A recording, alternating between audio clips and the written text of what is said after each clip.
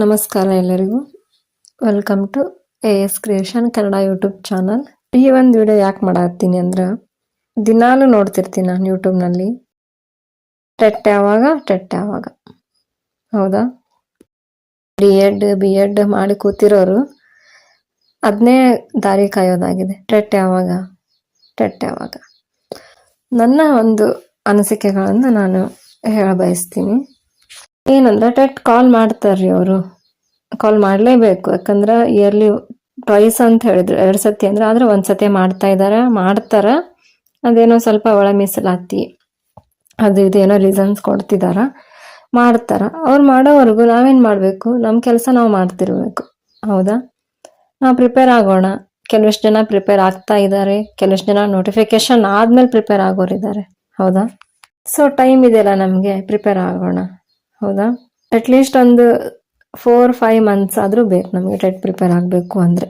Notification ಆದ್ಮೇಲೆ revise ಮಾಡೋದಿರುತ್ತೆ ಅಷ್ಟೇ. ಹೌದಾ, ಗೆಸ್ಟ್ ಟೀಚರ್ಸ್ ಎಲ್ಲ ಹೊರಗಡೆ ಬರಬೇಕು, ಅದಕ್ಕೆ ಕಾಲ್ ಆಗ್ತಾ ಇಲ್ಲ ಅಂತ ಹೇಳ್ತಾರೆ. ಹೌದಾ, ಯಾರಿಗ್ ಗೊತ್ತು ಅವ್ರವ್ರ ಪರಿಸ್ಥಿತಿಗಳು ಹೆಂಗಿದಾವೋ ಏನೋ. ಹೌದಾ, ಗೆಸ್ಟ್ ಟೀಚರ್ಸ್ ಹೊರಗಡೆ ಬರಬೇಕು ಅಂತ ನಾವ್ ಅಂತೀವಿ, ಅವರ ಮನೆ ಪರಿಸ್ಥಿತಿಗಳು ಹೆಂಗಿದಾವೋ ಹೇಳೋಕ್ಕಾಗಲ್ಲ.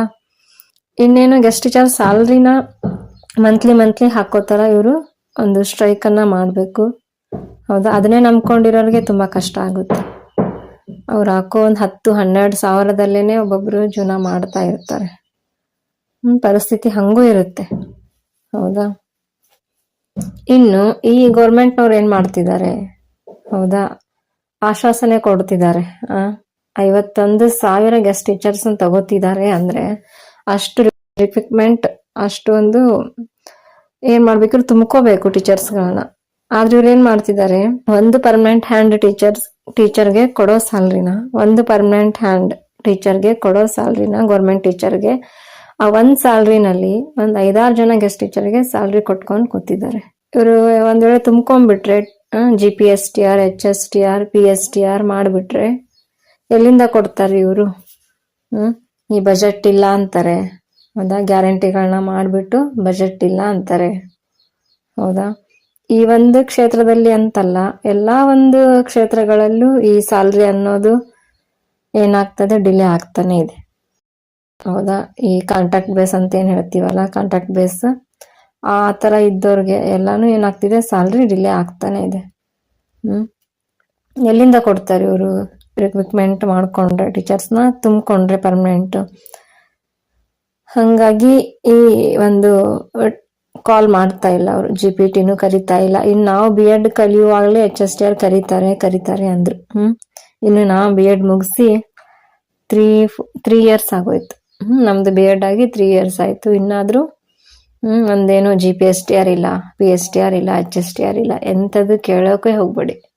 ಬೆಳಗ್ಗೆದ್ರೆ ನೋಡ್ತೀನಿ ಟೆಟ್ ಯಾವಾಗ ಅದು ಒಂದು ಕಂಟೆಂಟ್ ಆಗ್ಬಿಟ್ಟಿದೆ. ಎಲ್ಲ ಒಂದು ಯೂಟ್ಯೂಬರ್ಸ್ಗೆ ಕಂಟೆಂಟ್ ಆಗಿದೆ. ಕೂತೋದ್ಕೊಳ್ಳಿ,